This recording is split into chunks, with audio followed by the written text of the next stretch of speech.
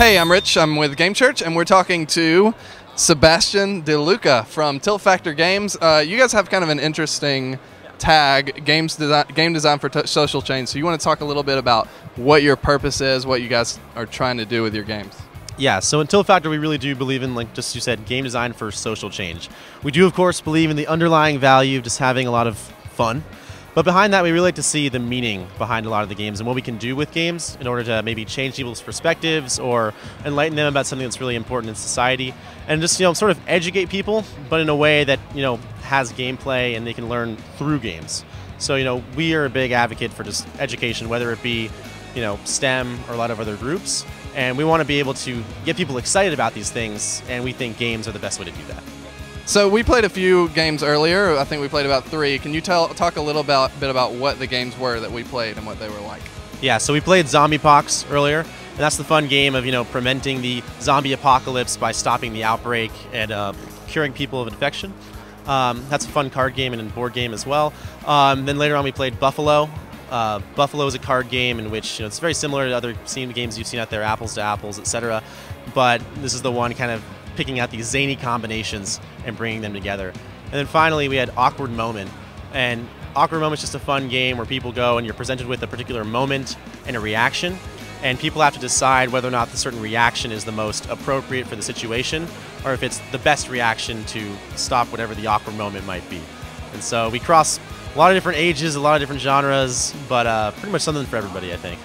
Do you guys have particular things you're trying to get people to learn through certain games? Could you talk a bit about maybe what certain games teach people about themselves, about the world? Yeah. So one of the big projects we have right now is Values at Play at TiltFactor, and Buffalo is one of the great examples that you just saw of that. Buffalo is a game in which we're trying to reduce prejudice that people might have and also have people associate with more groups in society. And so this is one of the ways in which we said, what are some issues with social values in society? Where are the ways that we can break down these barriers? And Buffalo is a very, limited contact way of doing that, in which we said that people will want to play this game, they'll want to do it regardless of the values behind it, but the game itself will help people with the problems that we're trying to solve.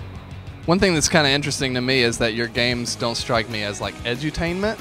They're not like remotely educational when you first play them. They don't give you a sense like, oh, I have to learn something here. So can you talk about how you thought through that whole idea of edutainment, if that's something y'all deliberately tried to stay away from? Or? Yeah, well, I think it's something where over time you'll see the evolution of a lot of our games will kind of spread away from that, but the underlying values will still remain. So for example, earlier we were playing Zombie Pox. Now that started off as Pox, Save the People, which within the rules and within the way it was taught, really taught a lot about vaccinating a populace and the importance of vaccinations in society, and so that people weren't scared of them. But what we found is that when we added the zombie element of the game and talked about, stopping a zombie apocalypse, people were able to get the same, values out of it, the same education. But because we added that extra, fun element, as you'll say, it drew in a lot more audiences, but those audiences were still getting the values that we wanted. So to end off and answer your question on this, while we of course believe in education, we want to make sure that people are also drawn into the games. They're not, they don't feel like they're being outed because maybe they aren't looking for something directly in the edutainment kind of category. What are some things that you guys have learned? I saw on your website it seems like you guys do research based on how people play the game, what people get out of it. So what are some things you guys have learned about games and play and that sort of thing? Yeah, it's interesting. I mean, we're always finding new things all the time. For example, with Pox, what we found is that we have 3 different versions of Pox. We have the generic Pox Save the People, that was the original.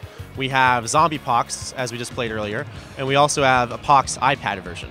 And so, for example, what we found is that when it came to learning from the game and sort of, getting the stuff out of it that we wanted people to get out of it, that was found through Zombie Pox the most.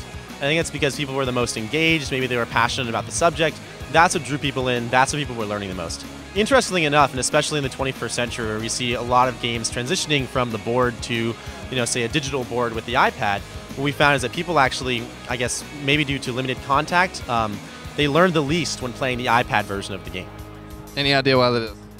It's something that we're constantly looking into. What we say is that the iPad version maybe is just, there's less contact, there's less physical interaction, and so maybe because of that, people just aren't quite as engaged in the game and they're not picking up the intricacies that we want them to. Okay. So where can we find these games? Are they available in stores, or do we have to order them online, or what? You know, that's a work in progress. We just launched Buffalo and Awkward Moment for GenCon weekend, so you can find those at TiltFactor.org, and then we also are listing on Amazon as well. But Zombiepox, Buffalo, Awkward Moment, all of them can be found at TiltFactor.org. And we're a really small kind of indie group, and so a lot of this is for social change and for research. And so, you know, every game we go, it goes to something positive. And so we appreciate all the help, we'll say. All right, well, that's the TiltFactor games. We got a chance to play a few of their games. They're really fun, really easy, really simple. So yeah, if you're looking for something like that, go check it out on their website or wherever else.